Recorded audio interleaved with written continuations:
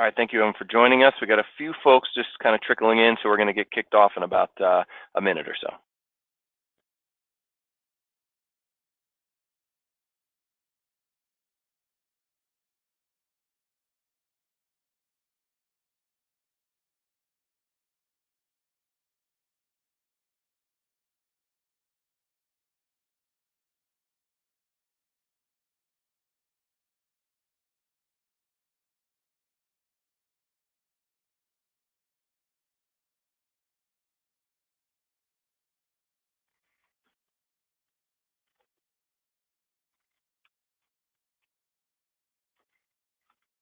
Hey guys, I'd like to welcome everybody for the 8th in our series of professional services webinars with our great partner vendor Datto.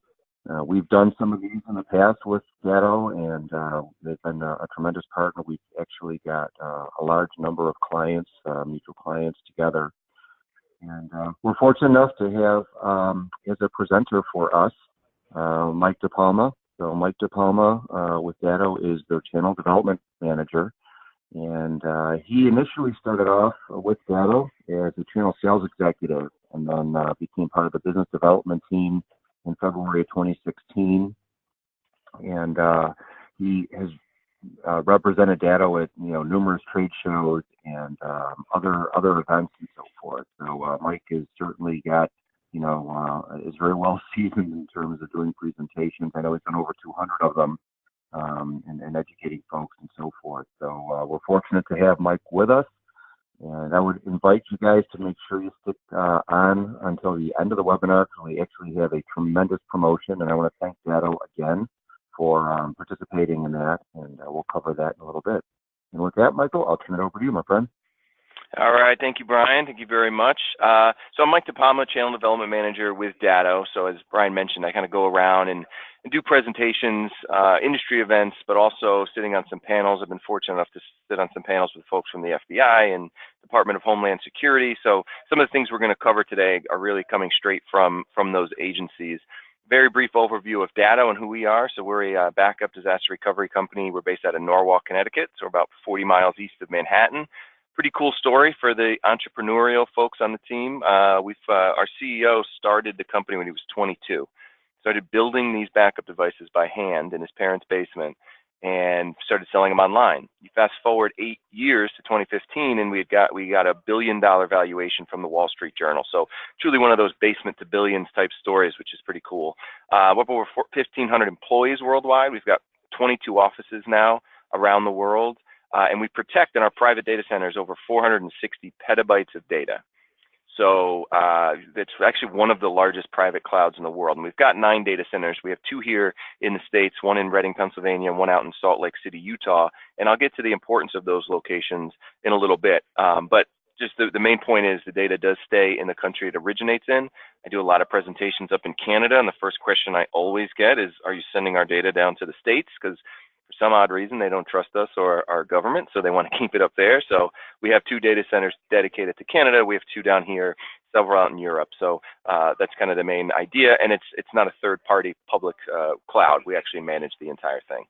So we're going to talk about downtime today, and I actually have a funny kind of story here. We're in this large office park here in Norwalk, and we're one of the largest tenants here. And I go down to the cafeteria, and I see this sign. So I took a picture of it. First of all, they say the power's out in building 601 and our server's down. So the power wasn't out because we were sitting there, talking to these folks under the lights and everything. And really what happened was their server was down and they weren't able to process credit cards. Now we're surrounded by delis and things. And so folks that pay with credit cards, they just turned around and walked out the door, not wanting to deal with paying cash or those type of things. So this is an instance, well, first of all, I mean, I don't know how a building that we are the largest tenant in, and we are one of the largest backup disaster recovery companies in the world, they're not using our services. But, this is money that they'll never get back. I mean, these are folks that'll say, okay, I'll just go across the street and get my lunch. And that cost of downtime is something, again, it's not like these guys are going to come in tomorrow and buy 2 sandwiches. The lunch offerings that they missed out on that Tuesday will never get back.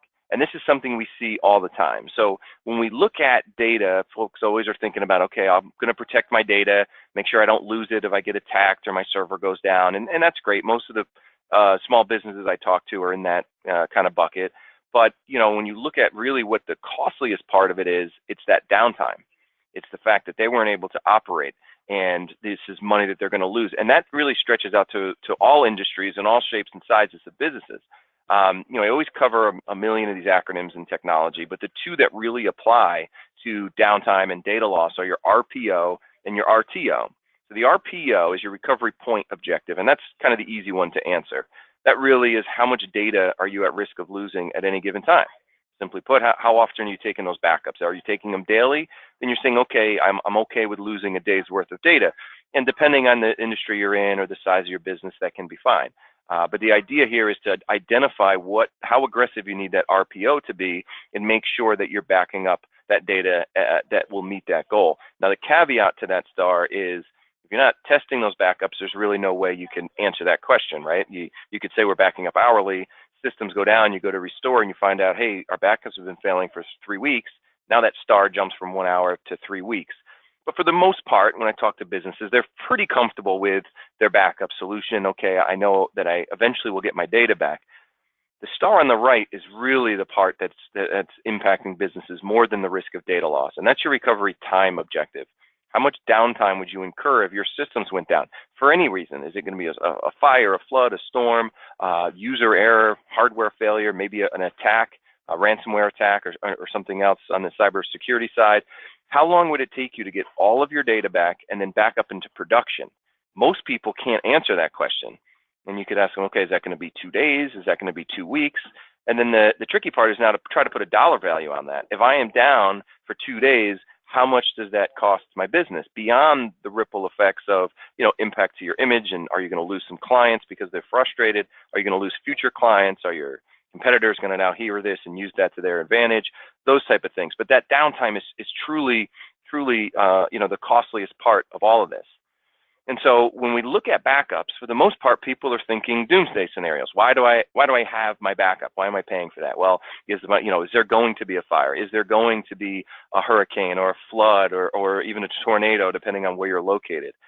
These things do occur, and obviously we're seeing more and more of them. And I have a webinar coming up about hurricane preparedness in a couple of weeks. So these things do occur, but they're only a small fraction of the instances that cause that downtime. The leading cause of downtime is user error. It's somebody not knowing what to do. For the most part, technology works, but who's testing those backups? More importantly, is somebody clicking on a phishing email and infecting your network. That's what we're seeing far more than any of those fires and floods and those type of things. So it's really education is your first line of defense. And everybody thinks that, hey, I'm protected and all the rest. You might have saw the story last year, and probably did, about the issue that happened in Hawaii, where there's an alert that went out to the entire state saying they were going to be under attack, and panic set in and all the rest. And so you start looking at what happened, and you started seeing stories, and you saw the in-house IT guy. He was all prepared, right? I mean, he has all his screens up, he's got all of these things, and this is the dedicated IT guy who has his password with a sticky note sitting on his computer, which now this is on the front page of the paper, by the way. So this is the type of stuff we're seeing. Even the IT folks aren't being prepared, and criminals love this. They're going to exploit this, especially when you're dealing with ransomware. Now, ransomware has now become a pretty hot button topic because everyone is seeing that. And over the course of the last 12 months, over $700 million was paid just in the SMB space over the last year. And so that is a huge amount of money, and that's just in money that was paid out in Bitcoin, not to mention the actual ripple effects of what this is doing to the business community. The FBI is coming out with a number that says that the actual impact to the business community in North America is closer to $75 billion, because that now includes that cost of downtime and data loss.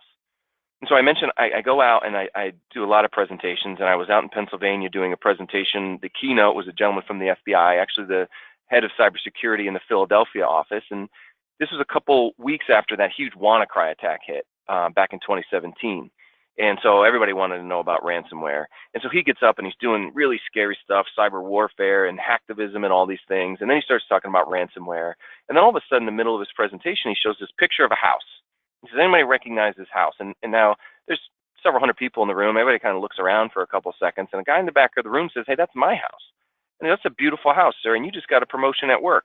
couple weeks ago. Congratulations. And then he spends the next couple minutes just spitting out facts about this gentleman in the back of the room. And now he's got everybody's attention. And he says, okay, I bet you think I use all the tools at my disposal at the FBI here to gather information about this guy, right? No, all I did was I talked to the organizer of this event, and I got a list of registrants, and all I had was your name and the company you worked for. So what I did was I found you on LinkedIn. Very easy, right? And you give a lot of information on LinkedIn, and now I had a picture of your face, so I was able to find you on Facebook. This is why I was able to find this beautiful house that you have. And then I looked for you on all the different social media sites, right? I'll try to find you on Instagram and Twitter and LinkedIn again and all the rest. So now in 10 minutes, I had a good sense of who you were. And so if I'm a criminal, I'm going to go for the low-hanging fruit. This gentleman went to Penn State, and he said it's a great university. I also know that it has one of the largest alumni associations in the world. So you probably get emails from them all the time. So I'm going to send out an email that looks like every other email you've gotten from the Penn State Alumni Association. There's going to be a hyperlink in there that says click here to download all the information you need for your 20-year reunion festivities. And you're going to click on it because it looks like every other email, right? The days of getting those emails from your long-lost uncle or, you know, the Nigerian prince who's promising you $1 million, those days are kind of behind us because not a lot of folks are falling for that. When you hear the term socially engineered spear phishing attacks, this is what they mean. They want to gather some information about you. So when they send out that email, it's going to look like every other email in your inbox. And even if you're very diligent about really being protected, there's going to be that one Friday afternoon. You're trying to clean up your inbox before you go home for the weekend. When it catch you asleep at the wheel, you're going to click on this link, and I'm going to infect your systems with ransomware or any other virus. And by the way, the best time for me to impact you would be Friday afternoon, because a lot of times the whole company will go home and they don't know they've been infected until Monday morning. So this is the type of thing that these criminals are doing. Even on my own side, I've screen grabbed a couple things. I got one from PayPal, right? Update your account. You look up at the email address. Clearly, it doesn't look like it's coming from PayPal. So first and foremost, just kind of scroll your mouse over that to see who it's coming from. But it looks like an email from PayPal, right? And all you got to do is update your criteria here in this little button, right? Again, check that email, check the hyperlink. I got one from Wells Fargo. This one was actually pretty good looking, right? Other than the fact that it says valued member and doesn't say my name. If you look at that link, right, transactions-wellsfargo.com/billing, it looks okay. But it seemed a little suspicious. They double charged my account for my last transaction, so I just went to my online banking on my phone and saw that they didn't do that, and then forwarded this to my wife, said, hey, don't click on this, right? This doesn't look right. And so just yesterday, I was actually doing a presentation out in Tallahassee yesterday, and right before the presentation, I got this email, and I wound up uploading it to my presentation. Harry Rilling is the mayor of Norwalk, Connecticut, where we're based and where I live. And I know the mayor. I used to be on the city council. I sit on a couple commissions now. So it's not weird that I'd be getting an email from the mayor. And it says, good day, Michael DePalma. Please, I need your attention urgently. Do you have a moment? And so knowing the mayor did seem a little suspicious, but you can imagine if you're just a regular citizen and you get an email from the mayor, this looks like something you'd click on. Again, you look at the email, clearly it's not coming from the mayor. But they know, they did some sort of research on me, knowing that I did work for the city and that I would probably respond to an email from the mayor. They did a little bit of homework about me, and they send these emails out. This is what you need to be suspicious of. And so that's how they're getting in. But when we keep talking about downtime, what does that cost look like? Now, you see the sensational stories in the paper about, the hospitals and the municipalities and the police departments that are being hit. You probably saw the story about the city of Atlanta. They were hit last year with a ransomware attack. And they were asked for $52,000, which when you think about it, for the city of Atlanta, that's not an outrageous amount of money. But the government's posture is that we cannot pay these ransom payments. We don't deal with criminals in this regard. They never acknowledge whether they paid it or not. They say they didn't, kind of internally. But $52,000 was the ransomware ask, right? Now, within weeks, an article came out, and the city of Atlanta confirmed that the attack had already cost them about $2.7 million, the cost of overtime and outside consultants. They had the police department was writing citations down, handwritten, and then putting them into a manila folder, like we used to do in the 1950s, right? So again, criminals love this attack, right? So that came out pretty quickly after the attack. Now, months later, they went back to the city and say, we actually need another $9.5 million in addition to that $2.7 million. So now we're looking at a ransomware attack that was a $52,000 ask that now cost the city of Atlanta over $12 million. And these are huge numbers. Sometimes it's hard to kind of narrow that down and say, how does this apply to my business? But I can tell you, in just a little bit of research, I found out the entire IT budget for the city of Atlanta is about $35 million. So a third of that now went towards this one single attack. This is the math that criminals want you to see. Pay me $52,000. You don't want to? Okay, go and try to restore your data and get back up and running. That costs us $12 million. That really comparison is always going to be there. There's another city, this one's up in Canada, again, this actually lays out that cost of downtime pretty clearly. They acknowledge that it cost them about $250,000. The ask for them was $35,000, and they immediately came out and said that was just pennies compared to the alternative, which was this downtime. So they already estimate, they paid the ransom, but when they went to the city and said, what does this cost? All right, they paid the $35,000. They had to bring in outside consultants to try to get everything back up and running. Again, you're not dealing with an honest business transaction here. You pay the ransom. It's not like all of your systems are back up and you snap your finger and you're ready to go. They had to replace some of their outdated IT. They had the overtime for their folks, and then the productivity losses of over $130,000. So the entire cost was, again, $250,000 as compared to just $35,000 ransom payment. So we have come out with a ransom report the last 3 years. It's actually the largest of its kind that's ransomware specific. We interviewed two buckets of folks, the managed services community and the small business community. And we found basically all 3 years pretty much the same thing. Every single industry is susceptible to these attacks. And the reason for that, especially with ransomware, is that in the past you used to get these attacks and they would only really attack businesses that had valuable information that they can go and buy and sell, financial information, personal information. So other small businesses felt pretty safe. With ransomware, they don't care what your data is. All they care about is that they know that regardless of the industry you're in, the size of your business, they know that you can't operate without it. So if they hold it for ransom, they know you're going to pay for it. And for the most part, they're attacking small businesses because they know they're not really prepared for these attacks, and they know that they can't absorb that downtime. PricewaterhouseCoopers put out with us a report last year that said that a small business that's down for a week or more has a 71% chance of closing their doors within 12 months.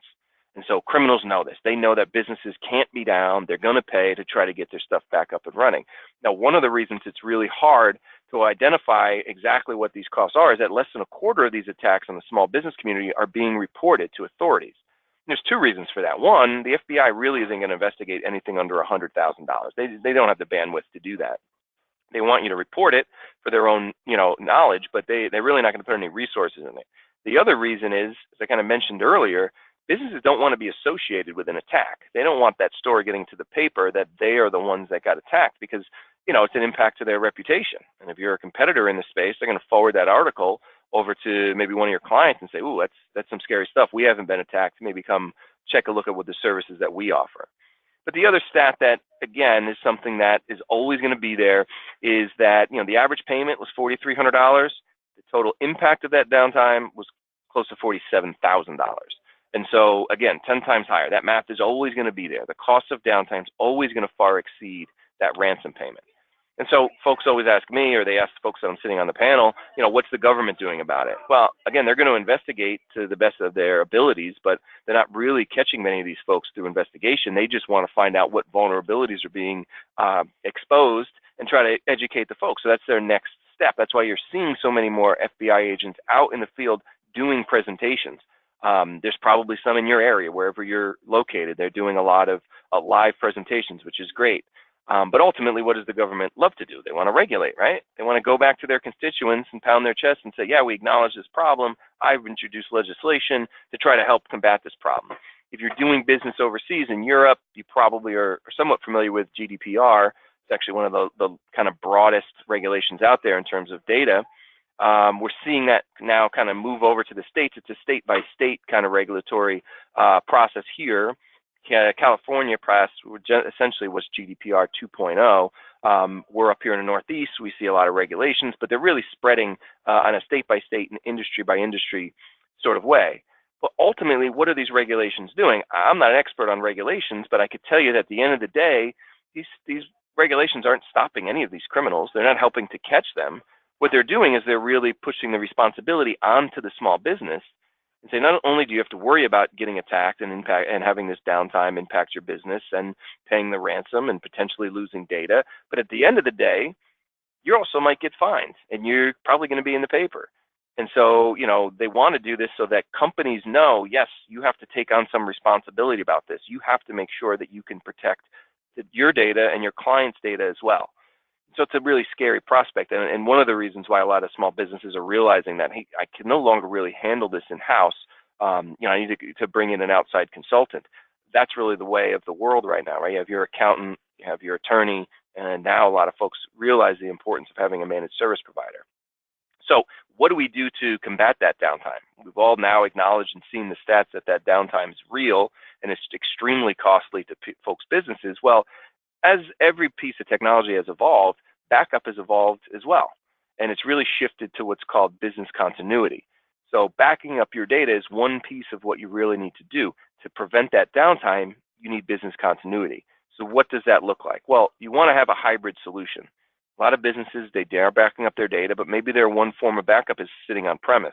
Or maybe they have an IT guy who brings it home, drives down the road and keeps it at his house over the weekend. We see a lot of that. So you want to make sure you have multiple copies of your data. Now, you have the on-premise data. With our business continuity solution, we actually have 3 copies of your data. I mentioned those 2 data centers, Reading, Pennsylvania, and Salt Lake City, Utah. Why did we select those locations? Well, because simply they're on opposite sides of the country. Gartner had a study last year, and one of the pull-out quotes that I liked was, regardless of what kind of technology you're implementing, assume that it fails. What's that next line of defense? Right? Hopefully you've got some good intrusion protection, you've done some education, you're stopping these folks from getting in, but what happens next? Okay, well, my server's impacted, I've got a backup here right on premise, that's great. All right, assume that fails. Maybe you do have one of those storms come through and your entire office is taken out. Well, now I've got a second copy of your data out in Pennsylvania. All right, let's talk about a doomsday scenario. Wherever you're located is also being impacted up in Pennsylvania. Well, now we've got a third copy of your data on the other side of the country. So it's important to have multiple copies of your data in different geographical locations so that regardless of what's going on around you, you know you have a safe copy of your data. Right? You also want to make it automated. I mentioned user error being the leading cause of downtime and data loss. That's just the way of the world. Do you have somebody that's manually taking those backups and is then responsible for testing those backups? That's a kind of risky proposition. You want to make it as automated as possible. So when you look at that RPO goal, you want to make sure that you're setting up a backup schedule that meets that need. Right? Are we backing it up hourly? I back up my workstation hourly during the week. That's aggressive enough for me. I don't need much more than that. But in addition to manually, automation on the actual taking of the backups, testing needs to be automated as well. And so that's both locally and that off-site sync that we discussed. And maybe no technology is perfect. Maybe you get an Xbox there and says, okay, one of these backups failed. Well, now you can proactively look into why that backup failed instead of finding out when your systems go down that your backup's been failing. So you want to be able to be proactive about that, getting alerts saying, hey, maybe something is wrong here, could be a false negative, we can go in and take a look at it. But the automation on the testing side is extremely important as well. Now, the way that backup is being done nowadays is also a lot different. It used to be we're backing up at the file and folder level. You might have a NAS or something that's backing up exactly what you're telling it to, and that's great. But all you're getting are those files and folders. What an image-based backup solution does, it actually takes a snapshot of that entire server. So now you're capturing not just the files and the folders, but also the operating systems, the applications. Literally everything that lives on that server is now going to live on that on-premise device and subsequently be sent off to those 2 data centers. And so once you get that base image, that initial backup, you set up that schedule that I showed you earlier, and from there we're just taking incremental block level changes. So there's not a huge amount of data being backed up on those hourly backups. And so what we have is what's called inverse chain technology, whereas traditional backup tends to layer upon previous backups. So if it's impacted, your backups can be compromised as well. With inverse chain, every one of those backups is independent of one another. So if you get attacked at 11 o'clock, you could roll back to that 10 o'clock backup, and there's no risk of it being impacted. And that's very critical. Now, we're also scanning for ransomware as well, and not scanning for individual viruses because those are always changing. There's about 4 million estimated variants out there. So to try to keep up with those folks would be very difficult. But because we're backing up on an incremental basis, we can see the footprint, for the most part, that ransomware leaves, right? We're looking at, okay, hourly backups. This is kind of the average data change. All of a sudden, all the data gets impacted by ransomware. Everything's encrypted. It's going to stick out. Something is now different here. So there's going to be an alert sent over to Brian and his team that says, hey, let's take a look at this. This looks a lot like a ransomware attack. So that's important to know. But ultimately, right, you've got your data backed up. It's all independent. You don't have to worry about those infections. But the way that you combat ransomware and downtime in general is through the virtualization capabilities. So what does that look like? Well, if this represents your server and it goes down for whatever reason, it could be a ransomware attack, could be, a storm, a fire, flood, anything that goes wrong, right? Because everything that lived on that server that's been infected lives on this on-premise device, we could spin up what's called a virtual machine right from that device, right? We already have your operating systems, your applications, and everything. So everyone that was operating off that server that had been impacted can now operate business as usual from that on-premise device. And so you could be in this virtualized state for days, weeks even, as that server's being replaced or investigated. What we're seeing in the cybersecurity space, it's actually pretty scary, is that we are seeing attacks on small businesses where they actually are stealing data. And then at the end, when they've got what they needed, they detonate a ransomware attack so that the small business now goes, oh, I just got hit with ransomware. What's the first thing I need to do? Well, all my data is encrypted on that server. I got to wipe it clean so I can start bringing back from my backups. Well, now you've just eliminated all of their evidence from that attack. You don't even know what they stole. This allows you to go in and do some forensics on that server that's been impacted, right? And then because it's a true production environment and we're taking backups within that state, once you're ready to bring that data onto the new server, we could bring it all back in what's called the bare metal restore and get you back to not where you were when that attack occurred or when your systems went down, but where you were right when you needed that restore to occur. So now you've been able to keep your business up and running, and you haven't lost any of that data. And we actually have the ability to start that restoration process while we're still in that virtualized state. So the benefits of this are pretty clear, right? We've been talking about downtime. Now you're looking at reducing downtime from days or weeks to minutes or hours, depending on the complication of your system. You're going to be able to identify your RTO and RPO and make sure that they are aggressive enough for what you need. And so you're going to be able to see that RPO because you've set up your schedule and you're testing those backups. But on the RTO side as well, we're going to be able to see how quickly can we get all your systems back up and running. Before we even start worrying about paying the ransom or restoring the data, let's make sure we're up and running. Get your business as usual, right? You want to make sure that it doesn't impact the production within your office. So you can be able to identify that. And you have the ability to do that either locally or from either one of those data centers. So if it is a storm and your on-premise device has been taken out, as long as you can get access to the internet, we could spin you up virtually from the cloud as well. And that's really where Brian's team would come in, and you'd make a phone call to them, and they would have that back up and running. So it's very critical. Now, I've been mentioning testing. The virtualization capabilities, all these cool things that you're seeing now, those are being tested every day as well. We do what's called screenshot verification. We're in the background every single night. We spin up a virtual machine to make sure that the ability is there. We bring it all the way up to the boot screen. We take a snapshot of it and email it off to Brian. So now Brian can see, yes, not only is the data there, but those virtualization capabilities have been tested as well. And you'll see the timestamp right on that boot screen. So that you know, regardless of what happens, you come into work on Monday morning and something occurs, you know that you could just roll back to that last clean backup and get your systems up and running and let Brian and his team figure out what's going on in the background. So the idea here is, again, what are the risks? Well, losing data is clearly a risk.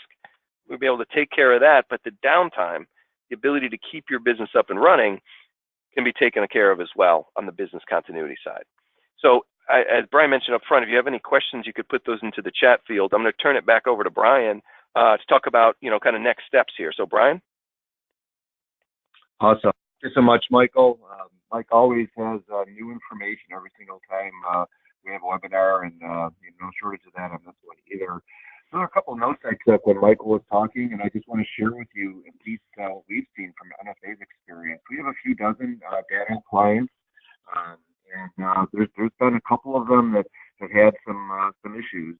So one of them was actually one that had been sitting in on a couple of our webinars with Datto, and we're thinking about possibly going with the service and so on.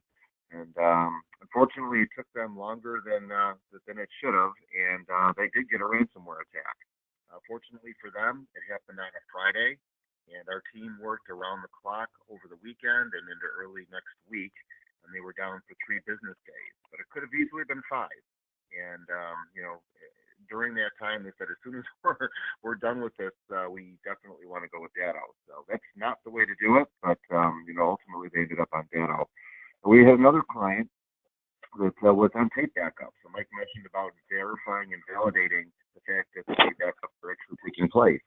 And this one client, was religiously backing up on their tapes, taking them off site every night and so forth, but they never tested the tapes. And lo and behold, they had a disaster, and they went to fire up the tapes, and guess what? The tapes didn't work. So there's some things that can happen out there if you're not doing this the right way. I did want to share a couple of other additional stories. One that was close to home for us here in Buffalo. So about a year ago, Erie County Medical Center, ECMC, a big hospital here in Buffalo, got a ransomware attack as well. And they initially asked for a ransom of $40,000. And ECMC said, we're not going to pay it. We're just going to go ahead and recover because, as Michael indicated, they don't want to pay the bad guys. That just encourages them. But they came back to ECMC and they said, you know what? We're not just going to sit back and let you guys go ahead and do your recovery, even if it's going to cost you, as much as it is to recover. We're going to release your customer information publicly, and that'll be a HIPAA violation, and you'll have a huge fine from HIPAA. So they did pay the fine. So again, there's multiple ways that they can come after you. One other item I want to cover before we get into the offer, we're kind of sweetening this offer a bit. So the offer itself is a 40% off of any enterprise-grade appliance device, and 90% of our customers that run FXE actually are enterprise, and they've got a wide variety of different size devices, so we can make sure it's sized properly for you. But that's an incredible discount, the largest discount we've ever seen on a physical appliance. And that's going to be good through the end of June, which gives us, more than enough time for anyone that might be interested to kind of know what you'd be looking at, and from a pricing standpoint, etc. One of the things we're also going to throw in on top of this is we're going to provide a free risk assessment. So that free risk assessment gives you and us verification of the sizing of the terabytes of production as well as available storage that you have. You're able to get some really good information on the age of your infrastructure, what servers are under warranty, which ones are not, and it'll also come up with a risk score for you. So whether you choose to move forward with Datto or not, it's a very valuable piece, and that's our preferred next step, actually, is to get that risk assessment in. That way we can get you both the report and a quote on Datto. And I would ask that anybody that's on the line that's interested in doing that, just kindly reach out to me after the webinar here. My information's on the screen there with my email address and so on. With that, I'd like to go ahead and ask if anyone's got any questions. As I mentioned, you can certainly feel free to enter it into the chat button. We will be sending out the recorded session for everybody that's on the call. It will also be available on the NSA site, so you can send team members there as well. We'll give it a minute or so here to see if anyone has any questions. Yeah, and as we're waiting for those to come in, I think that hospital up in Buffalo is a great story, and it's actually one that I've told on the road.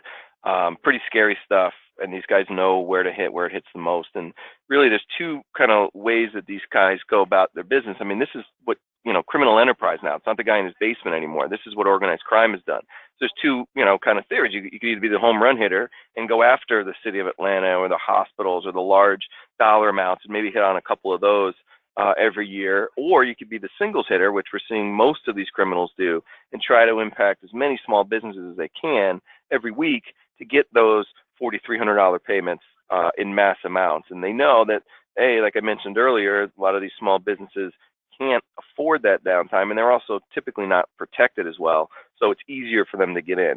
So just kind of showing you what the landscape is out there. It's not getting any easier, and it's getting more complex by the day. So I think that hopefully you got something out of this, and hopefully you could share it with your team, because education, again, is the first line of defense. I think it's the most important thing. But next steps, definitely just get that network assessment. I think the fact that Brian's offering that is a great service to have.